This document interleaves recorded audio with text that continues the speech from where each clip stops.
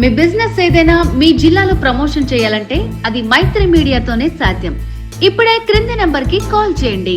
కర్కాటక రాశి వారికి శ్రీ పరాభవనమ సంవత్సరంలో ఆదాయ వ్యయాలు ఎలా ఉండబోతున్నాయి, ఐశ్వర్యాన్ని ఆనందం ఎలా పొందాలో ఈ వీడియోలో సవివరంగా సంపూర్ణంగా తెలుసుకుందాం. కర్కాటక రాశిలో ఏ నక్షత్రాలు వస్తాయనగా పునర్వసు నక్షత్రంలోని చివరి పాదం 4వ పాదము, పుష్యమీ నక్షత్రంలోని 4 పాదాలు, ఆశ్లేష నక్షత్రంలోని 4 పాదాలు కలిపితే కర్కాటక రాశి. రాశాధిపతి చంద్రభగవానుడు. ఈ చంద్రభగవానుడు ఈ సంవత్సరము వీరికి విశేషంగా వీరు సైన్యాధిపతి, అర్ఘ్యాధిపతి, మేఘాధిపతి అవ్వడం వీరికి ఒక రకమైనటువంటి ఆనందకరంగా భావించగలగాలి. ఆదాయ వ్యయాన్ని మనం గమనించినట్లయితే ఆదాయం 2, వ్యయం 11. చూడండి, గ్రహాలు అనుకూలించినప్పుడు ఖర్చులు ఎంత అధికంగా పెరిగిపోయాయో. ఆదాయం ఉండేది 2 రూపాయలే, 9 రూపాయలు ఖర్చులు పొంచి ఉన్నాయి. కనుక ఇలాంటి కాల సమయంలో -9లోకి వెళ్ళిపోతున్నారు. స్వీయ నియంత్రణ చాలా అవసరం. అనవసరమైన ఖర్చులు తగ్గించుకోగలగాలి. ఉండబడిన దాంట్లో సర్దుకపోగలిగినట్లయితే వీరికి చాలా మంచి కాలంగా భావించగలగాలి. అలాగనే 2వ స్థానాధిపతి రవి రాశిలోని కేతు సంచార స్థితి ఉండడం వలన చిన్న చిన్న విషయాలకు ఆందోళన తగదు. వృత్తులలో, ఉద్యోగాలలో, వ్యాపారాలలో స్వల్పమైనటువంటి మార్పులు కనబడబోతున్నాయి. అయినా మీరు ఆందోళన చెందనక్కర్లేదు.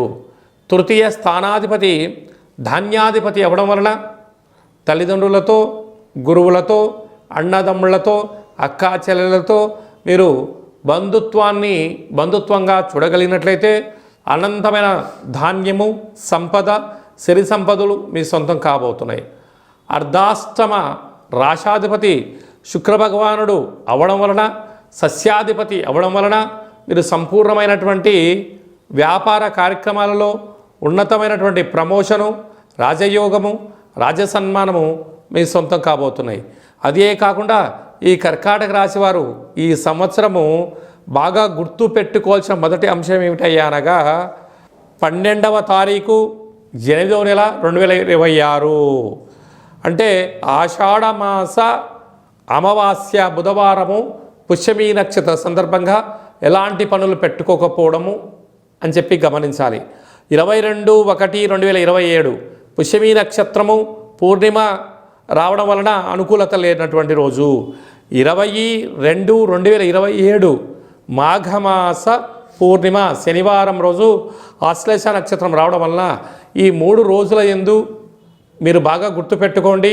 ముఖ్యమైన పనులు, దూరావాయు జల ప్రయాణాలు పెట్టుకోవద్దు. అదే కాకుండా వీరికి సంపూర్ణమైనటువంటి నేత్ర సంబంధమైనటువంటి, నాలుక సంబంధమైనటువంటి, చెవి సంబంధమైనటువంటి, ముఖార విందానికి సంబంధించినటువంటి, కేశాలకు సంబంధించినటువంటి ఇబ్బందులు కలగబోతున్నాయి. కనుక దూరావాయు జల ప్రయాణాలు చేసేటప్పుడు ఎన్నో జాగ్రత్తలు అవసరం. బైక్ మీద వెళ్ళేవారు తప్పక హెల్మెట్ ధరించండి. కారు ప్రయాణం చేసేవారు తప్పక సీట్ బెల్ట్ ధరించండి. వీలైనంత వరకు ప్రతి సోమవారం పూట మహాదేవుణ్ణి దేవాలయం దర్శనం, శక్తి కలిగితే మహాదేవుడికి బిల్వదల సమర్పణ, ప్రతిరోజు సూర్య నమస్కారంతో కూడుకున్నట్టు రాత్రి చంద్ర నమస్కారము, సంకటహర చతుర్థి రోజున వినాయకుడి యొక్క పూజ, తెల్లటి బియ్యంలో ఒక 11 కొబ్బరి కుడకలు ఉంచి అందులో ముత్యాలు ఉంచి పాలు పోసి అందులో చంద్రభగవానుని దర్శించి ఆ పాలను మహాదేవుడికి అభిషేకం చేయగలిగినట్లయితే జాతకంలో ఉండబడిన దోషాలు తొలగి మీరు అనుకున్న ఐశ్వర్యాన్ని పొందుతూ రుణ సమస్యలు, రోగ సమస్యలు, శత్రు సమస్యలు వాటంతటికి అవే దూరమైపోతాయి. అదే కాకుండా ఈ సంవత్సరము కఠోర దీక్ష, నియమము, నిష్ఠ, దీక్ష, సంకల్పము, ఏదైతే పనులు తెలిసిన పనులే చేయడం, తెలియని పనులు చేసినట్లయితే చేతులు కాలి అప్పుల పాలు అవుతారు. దీనివల్ల అప్పులు, లోను సమస్యలు, క్రెడిట్ కార్డులో డబ్బులు ఇస్తున్నారా కదా అని చెప్పి తీసుకున్నారా, భారీ మూల్యం చెల్లించక తప్పదు. కారణం ఏమిటి?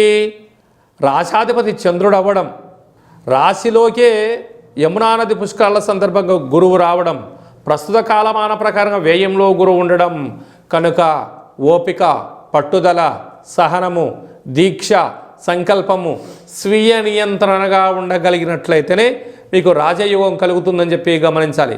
కనుక మీరు తప్పక ఎటువంటి పరిస్థితుల్లో వీలైతే కాశీ క్షేత్రాన్ని దర్శించండి. కుదరకపోతే అరుణాచలేశ్వర స్వామి యొక్క గిరి ప్రదక్షిణ అవసరం. అలాగా చంద్ర దర్శనం వలన మీకు ఐశ్వర్యం, ఆనందం కలుగుతుంది. వీలైతే మహాదేవుడికి విభూతిని దానం చేయండి, ఐశ్వర్యాన్ని పొందుతూ జీవనాధారం చెందుతారు. అదియే కాకుండా కంఠము, శ్వాస, నరాలకు సంబంధించిన ఇబ్బందులు ఉన్నాయి కనుక ఆజ్ఞాచక్రాన్ని అదుపులో ఉంచుకోవడము, ఆ ఆజ్ఞాచక్రానికి ప్రతి సోమవారం పూట స్మరణ ధ్యానము చేసి సమస్థితిలో ఉంచుకోగలిగినట్లయితే సకల వ్యాధులు దూరం అయిపోతాయని చెప్పి గమనించాలి.